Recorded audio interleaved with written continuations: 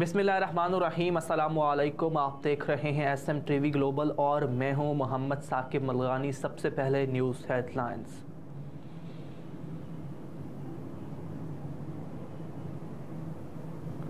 PTI की तरफ से मुज़ाकरात की दस्तक, लेकिन दरवाजे सख्ती से बंद।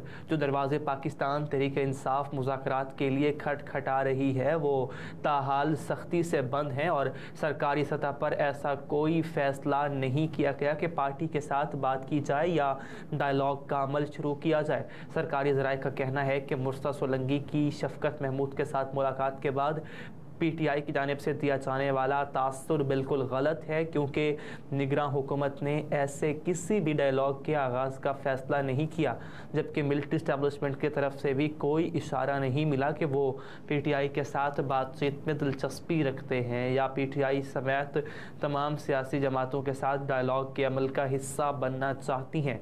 9 मई के बाद की सूरत हाल के बाद फ़ौजी हुकाम इन वाक़यात के मास्टरमाइंड और हमला आवरों के हवाले से अपने गम गुस्से का इजहार कर चुके हैं।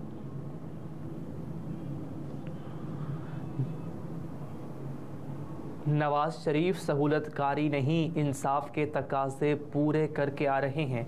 इरफान सिद्दीकी का बयान। इरफान सिद्दीकी बोले, नवाज शरीफ आज ही सऊदी अरब से दुबई पहुंच जाएंगे, जिसके बाद उनके पाकिस्तान पहुंचकर खिताब के हवाले से गुफ्तगू होगी, क्योंकि नवाज शरीफ जलसे में लिखी हुई तकरीर नहीं पढ़ेंगे। उन्होंने कहा कि नवाज शरीफ किसी सहूलतकारी नहीं बल्कि इंसाफ के तकाज़े पूरे करके पाकिस्तान आ रहे हैं। उन्होंने मज़ीद ये भी कहा कि 12 ज़मानतें उनको मिली हैं। इरफान सिद्दीक का कहना था कि सरेंडर करने वालों को अदालत की तरफ से मोहलत देना रिवायत है। नवाज शरीफ कभी महाज आराई की सियासत को पसंद नहीं करते। नवाज शरीफ की सोच है कि वोट लेकर आने वालों को हुक्मरानी और पॉलिसी बनाने का हक मिलना चाहिए। लीग रहनुमा ने मज़ीद कहा कि सऊदी अरब से ताख़ीर की वजह एक अहम मीटिंग है। नवाज शरीफ अपने पुराने प्रोग्राम के मुताबिक पहले इस्लामाबाद पहुँचेंगे और वहाँ से लाहौर आएंगे। चेयरमैन PTI के वकील शेर अफजल मरवत की एक बार फिर लड़ाई हो गई। इस बार वो एक शहरी से उलझ पड़े। शेर अफजल मरवत की सुप्रीम कोर्ट गेट के बाहर शहरी से हाथापाई हुई। शेर अफजल मरवत एडवोकेट ने इल्ज़ाम लगाया कि मुझे उस शख्स को नहीं जानता था, लेकिन उसने मुझे बिलावजह गाली दी। उसने मज़ीद कहा कि सुप्रीम कोर्ट लड़ाई के वाक़े पर पोस्ट करते हुए कहा कि एक मोटरसाइकिल सवार मेरी गाड़ी का पीछा कर रहा था। इस्लामाबाद हाई कोर्ट में मेरे जूनियर वकील ने उससे कहा कि हमारा पीछा ना करें, जिसने मेरे मुहाफ़िज़ों के साथ बदतमीज़ी की। शेर अफजल मरवत ने कहा कि मैं सुप्रीम कोर्ट के लिए रवाना हुआ। जब मैं सुप्रीम कोर्ट में वकील पार्किंग में दाखिल हुआ तो उसने अपनी गाड़ी पुलिस के दाखिली दरवाजे के सामने रोक दी। वही आदमी अपनी मोटरसाइकिल मेरी गाड़ी के पीछे खड़ा करके आया और हम सबको गालियां देने लगा। पुलिस एहलकारों ने भी उसे ठंडा करने की कोशिश की, लेकिन उसने हमला किया और मुझसे और मेरे जूनियर वकील के साथ हाथापाई की और ये वाक़या वीडियो में रिकॉर्ड कर लिया गया। पाकिस्तान आर्मी ने मज़लूम फ़लस्तीनी अवाम के लिए इमदाद की पहली खेप रवाना कर दी है। तफसीलात के मुताबिक पाक फ़ौज और नेशनल डिज़ास्टर मैनेजमेंट अथॉरिटी ने फ़ौरी तौर पर गज़ा के लिए इमदाद की पहली खेप इस्लामाबाद से बरास्ता मिस्र रवाना कर दी है। मज़लूम फ़लस्तीनी बहन भाइयों की इमदाद के लिए मौसम सरमा के लिए 1000 खैमे, 4000 कंबल और 3 टन अद्वियात शामिल हैं। पाकिस्तान की जानिब से रवाना की गई खेप के बायस मुतासरीन गज़ा को फौरी रिलीफ मिलेगा। पाकिस्तान मुश्किल की इस घड़ी में फ़लस्तीनी बहन भाइयों के साथ खड़ा है और उनकी हिमायत जारी रखेगा।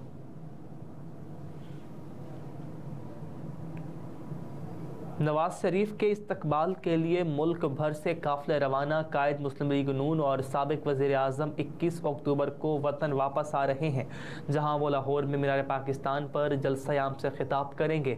उनके इस्तकबाल के लिए मुल्क भर से पार्टी कारकुनान के काफ़िले लाहौर के लिए रवाना हो गए हैं। तफसीलात के मुताबिक नवाज शरीफ के तारीख़ी इस्तकबाल के लिए गिलगित बल्तिस्तान से काफ़िला रवाना हो गया, जबकि इस्तकबाली रैली की क़यादत सूबाई वज़ीर इंजीनियर अनवर कर रहे हैं। बताया गया है कि काफ़िला नारायण कागान के रास्ते से मोटरवे तक पहुंचेगा, दूसरी जानिब सिंध से खुसूसी ट्रेन आज शाम लाहौर के लिए रवाना होगी। ट्रेनों और गाड़ियों को नवाज शरीफ की तस्वीर, नारों और पैगाम से सजाया गया है।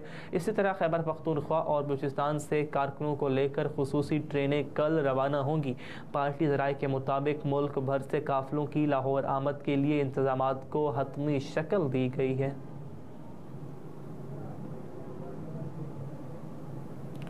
फंड्स की अदम फराहमी पर इंश्योरेंस कंपनी ने खैबर पख्तूनख्वा में एक बार फिर सेहत कार्ड पर मुफ्त इलाज मुअत्तल कर दिया। इंश्योरेंस कंपनी ने तमाम पैनल अस्पतालों के सेहत कार्ड पर नए मरीज को दाखिल करने से रोक दिया। इस हवाले से इंश्योरेंस कंपनी की जानिब से बाज़ाब्ता तौर पर अस्पतालों को एलामिया जारी कर दिया। इंश्योरेंस कंपनी ने एलामिया में कहा कि अस्पतालों में सेहत कार्ड प्लस प्रोग्राम के हेल्थ डेस्क बदस्तूर खुले रहेंगे। तमाम निजी अस्पताल सेहत कार्ड पर इलाज के लिए आने वाले मरीजों को सरकारी अस्पतालों को रेफर कर दिया जाए। इंश्योरेंस कंपनी को प्रीमियम की मद में हुकूमत की जानिब से फ़ंड्स की अदम फराहमी का सामना है। हुकूमत के ज़िम्मे इंश्योरेंस कंपनी को 35 अरब के लगभग बकायाजात की अदायगी है।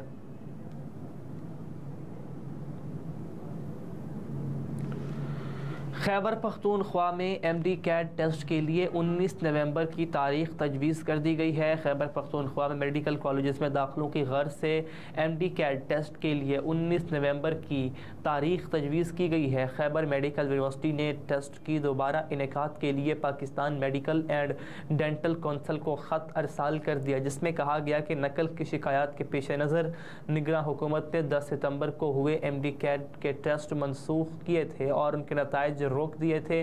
6 हफ्तों में टेस्ट के दोबारा इनेकाद का ऐलान किया। ख़त में कहा गया कि पेशावर हाई कोर्ट ने भी सूबे में MD कैट टेस्ट दोबारा लेने के अहकाम जारी किए हैं, जबकि PMD कैट से खैबर मेडिकल यूनिवर्सिटी को 19 नवंबर के दिन टेस्ट के इनेकाद की इजाज़त दे।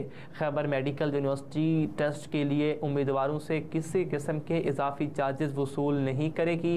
दूसरी जानिब PMDC को अरसाल करदा MD कैट टेस्ट से मुताल्लिक ख़त का फिलवक्त जवाब मौसूल नहीं हुआ है।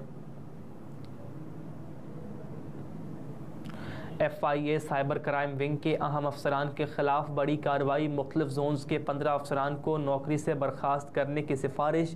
वफाकी तहकीकाती इदारे ने मिसकंडक्ट के मुर्तकिब साइबर क्राइम विंग के 15 अफसरान को नौकरी से बर्खास्त करने की सिफारिश कर दी। तफसीलात के मुताबिक साइबर क्राइम विंग के अहम अफसरान के खिलाफ कार्रवाई के सिलसिले में FIA हुक्काम ने वज़ारत दाखिला को अफसरान के खिलाफ कार्रवाई की सिफारिश कर दी। FIA के मुताबिक अफसरान पर मुख्तलिफ नौइयत के इल्ज़ामात पर इंक्वायरियाँ चल रही हैं। इल्ज़ामात साबित होने पर अफसरान को नौकरियों से बर्खास्त करने की सिफारिश की, जबकि अफसरान में forensic expert, deputy director, assistant director, तफ्तीशी अफसरान शामिल हैं। तमाम अफराद साइबर क्राइम विंग में कॉन्ट्रैक्ट पर तैनात हैं।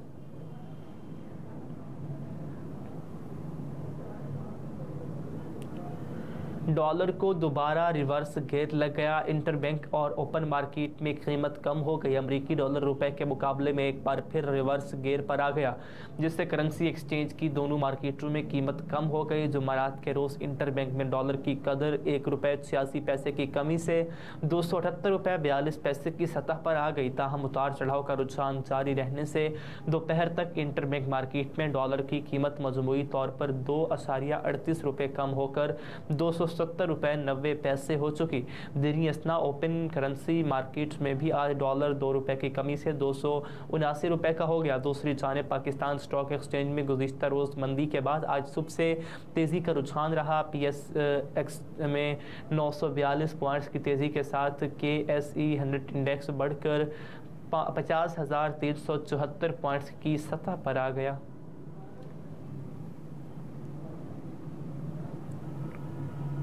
और वेस्ट इंडीज़ वीमेन ए टीम के ख़िलाफ़ पाकिस्तानी स्क्वाड का ऐलान कर दिया गया। वेस्ट इंडीज़ वीमेन ए टीम के ख़िलाफ़ पाकिस्तानी स्क्वाड का ऐलान किया गया।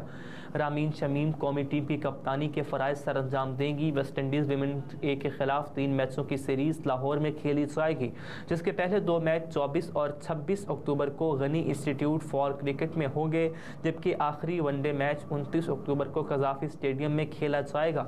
कौमी वीमेन सिलेक्शन कमेटी ने टीम का इंतखाब मुरीदके में कौमी कैंप में 28 खिलाड़ियों की कारकर्दगी देखने के बाद किया। रामीन शमीम 3 वनडे इंटरनेशनल और 4 T20 इंटरनेशनल इंटरनेशनल मैचों में पाकिस्तान की नुमाइंदगी करने के अलावा 2021 में वेस्ट इंडीज़ के दौरे में पाकिस्तानी विमेंस ए टीम की क़यादत कर चुकी हैं।